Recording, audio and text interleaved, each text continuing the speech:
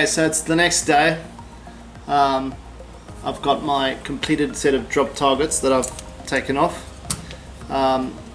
Because there's a couple of holes that I need to screw in that require the top plate of the drop target to be off. I am going to put this on before I put the head cover back on. So I'm going to put this back on. So put the easiest screws in first.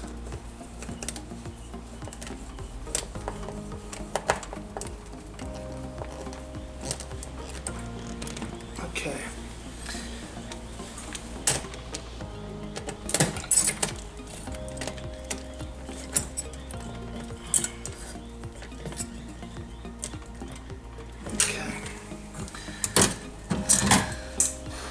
So that's one in.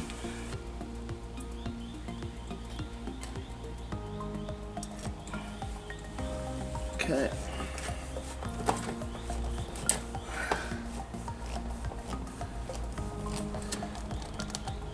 Okay.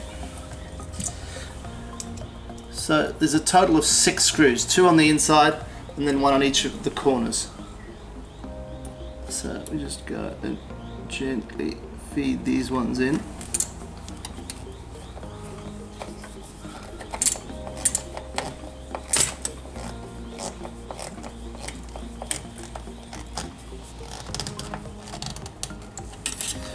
Okay, it's the 2 on the inside, so those are the tricky ones. So the rest should be easy.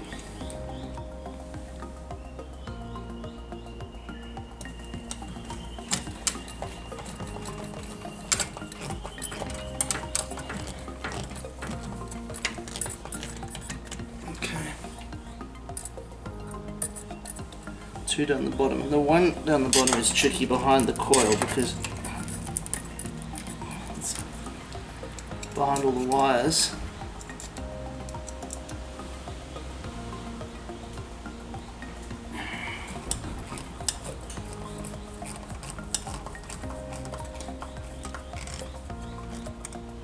Okay. Last one, and then I can put the cover back on.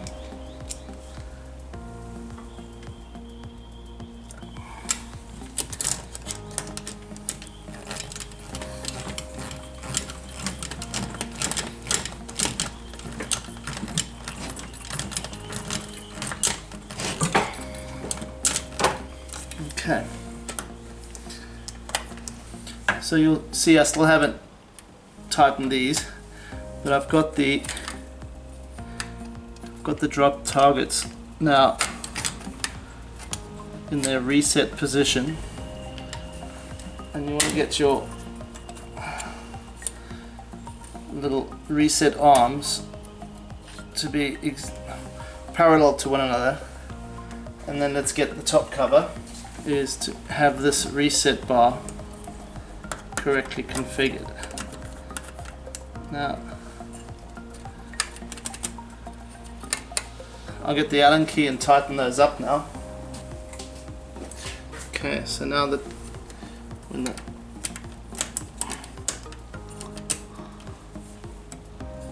so I'm just going to tighten these up now.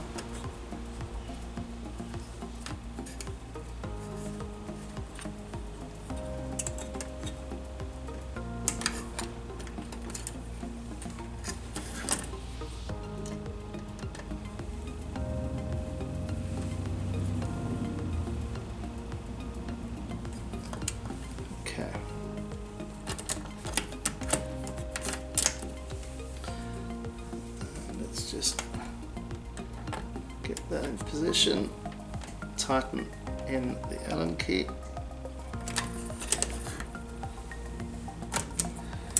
While it's loose, you can still get right in on the other ones. So remember, there's 2 of these, and this literally just ensures that the reset bar is locked to this and they turn as one. So by this crankshaft now drives both sides. Now let's put the top plate on. Let's get our arms parallel again.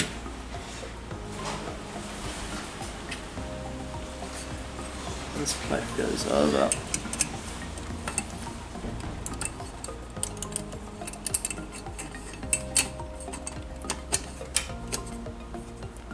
Okay.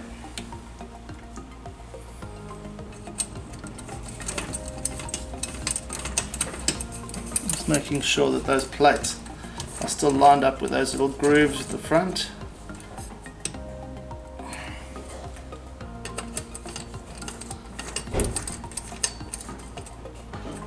And I'm going to go and find, here they are, okay.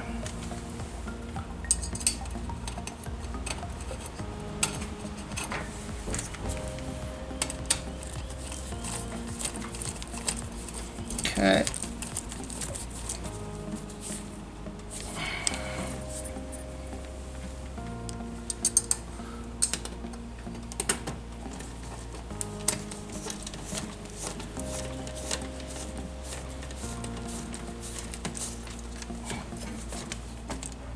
Okay, so that's in place.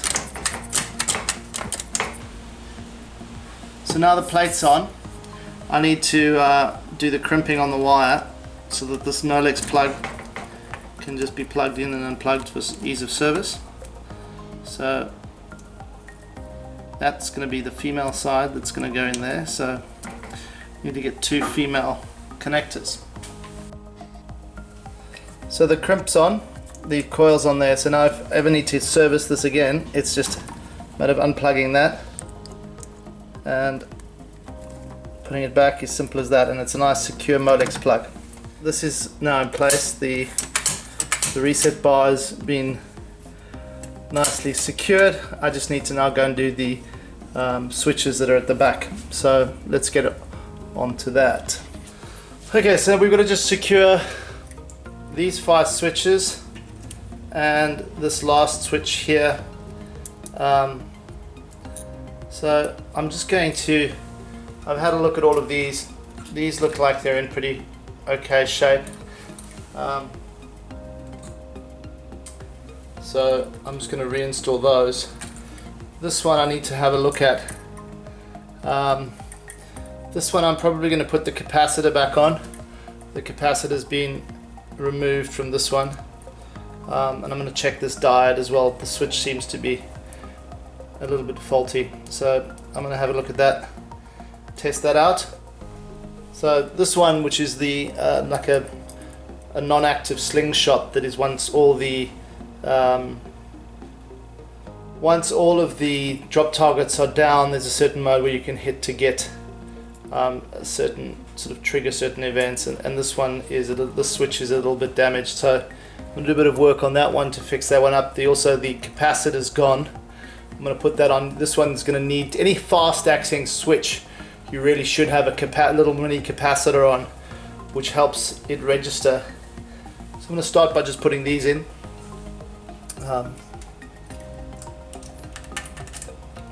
So these just go in, and you need to make sure that when the drop target comes down,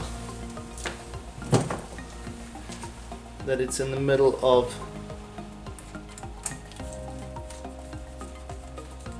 this, that little arm that sticks through, which actually is the metal, the bottom of the leg, that little metal leg. You want to make sure that when the drop target's down, that the switch is then closed, which is the case there. So we'll just go through one by one, putting these back in, making sure that you obviously get the alignment right.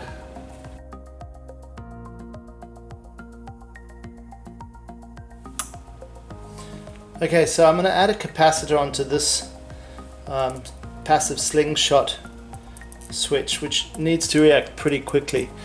Traditionally they had them on, and then a lot of used to cause issues, they'd fail, and the other thing is that by cutting them off, it actually resulted in the games were a lot harder to play. So the operators would just cut them off or just break one leg off. And so I've gone through the game, and there's a number of capacitors which have had a leg broken off or cut off, of switches that need to react quickly. I'm going to go through and add and fix those back. But you basically take the banded side of the diode, one leg, and so you've got these tiny little capacitors, and they will be added one leg. They're not polarized. One leg to the banded side and the other one down here. So I'm going to quickly put those on, and we'll see how we go from there, and hopefully that makes the switch a little bit more reactive. So you can see the capacitors now being soldered on, banded side, one leg of the switch. Now the thing you have to be a little bit careful of is that these wires on the capacitors can be long and cause shorts, so you need to try to keep them fairly short. Just cut them short so that you can the chance of them bending into place and causing a short circuit is minimized. So let's just keep those nice and short. Anyway, you can test whether the switch works. I'll show you how to do that in a second. But that's hopefully will improve the responsiveness of the switch. So I've reinstalled the switch with the little capacitor, noting to make sure that it doesn't cause any short circuits between the diode. It's pretty jammed up here, and this central wire that comes across all of these switches. So just got to be really careful around there. There is some insulation on the one central between the two switches. If you're counting from the top, number 3 and number 4, there should be some insulation on that wire to stop there from being a short. The refurbished drop target assembly has been installed, but I've got a problem. Let me show you what it is. So if we turn the game on, it resets. Now the problem is that some of the drop targets are going up higher than others, and the ones that are really high are not going down. The ones that are low are, and it's different. If you wiggle it around a bit, then they drop. Okay, if I start a game, it will reset again, and again. This one on the end is you got to wiggle around before it goes down. Now look, it's this one that's up, whereas these ones are fine. So I've got to get to the bottom of this, and I think I might have found the problem. I went online, went to Aussie Arcades, posted my issue and a couple of pictures, and I've got some great answers, so I'm going to test out and see if that's the problem, and hopefully it helps someone else out. Okay, so the advice I've been given is that this plate, this top plate here, should actually go on the other side of the back plate. So I'm going to take this off. If it's as simple as that, I'm going to be really happy.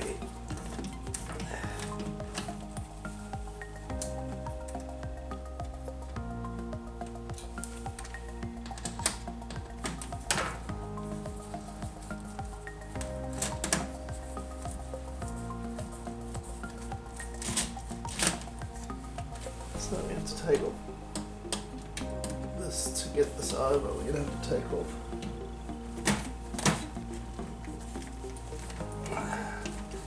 the 4 screws, the one screw at the front.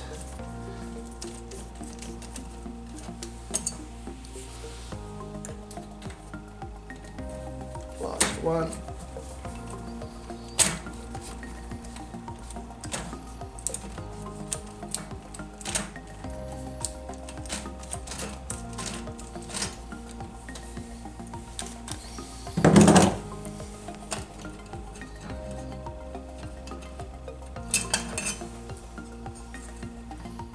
Okay, so the cover's off, and we're going to put the long edge down the front and the short edge down the back, but more importantly, this short edge is going to go on the other side and pull these plates in a little bit.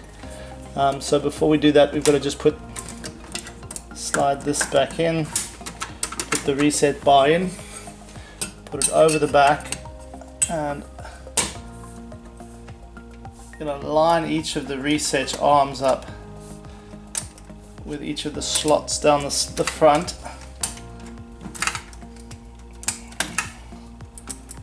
It's a little bit fiddly, but there we go. So each of these stick out just a little bit through one of these slots. This is over the back, and then we'll go around and just put the screws in from the front and the back. So start doing the ones in the front.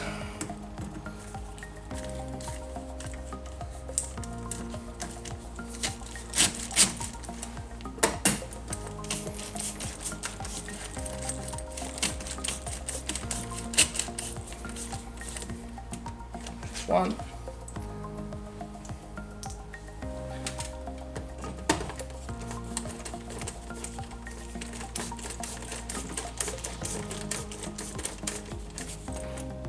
It's two.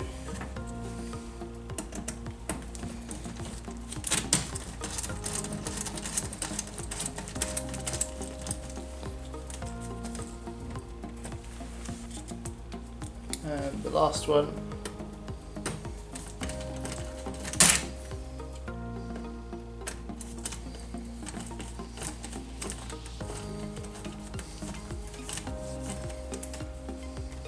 I'm back on this side now because one of the things you've got to make sure is that these switches over here are well adjusted, and one of them got jammed when I was putting this in from the other side. So I'm just going to adjust this one down the bottom. We can see this one here. Zoom right in. This switch here got jammed. So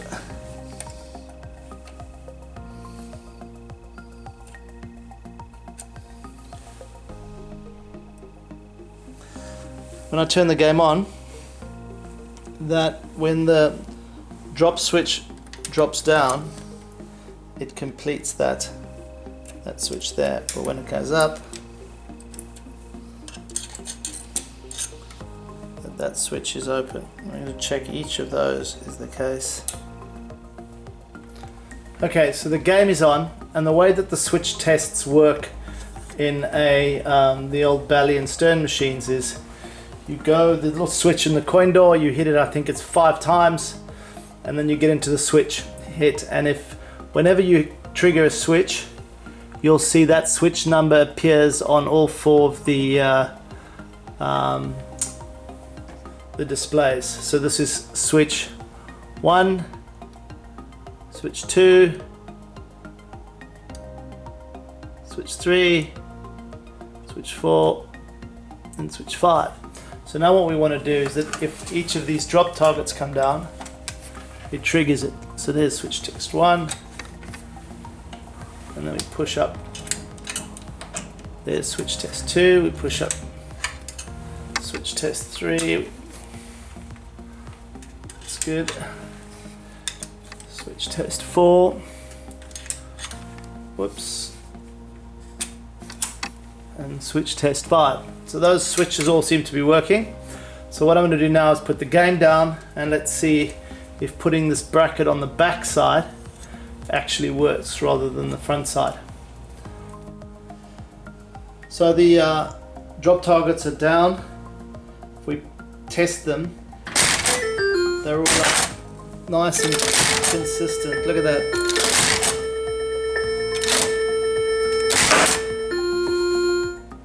That's brilliant. So shout out to Dead Rock from Newcastle and Grey Dog from South Australia on Aussie Arcades for helping me out identify the issue. Something really small, just putting that back bracket on the other side of the plate. Thanks very much. I'm going to consider this done. So that's the last of the 3-part series in getting this set of drop targets sorted.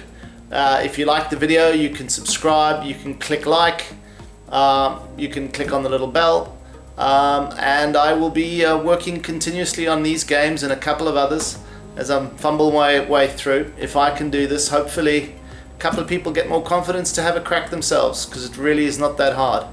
Thanks very much for watching. Cheers then. Bye bye.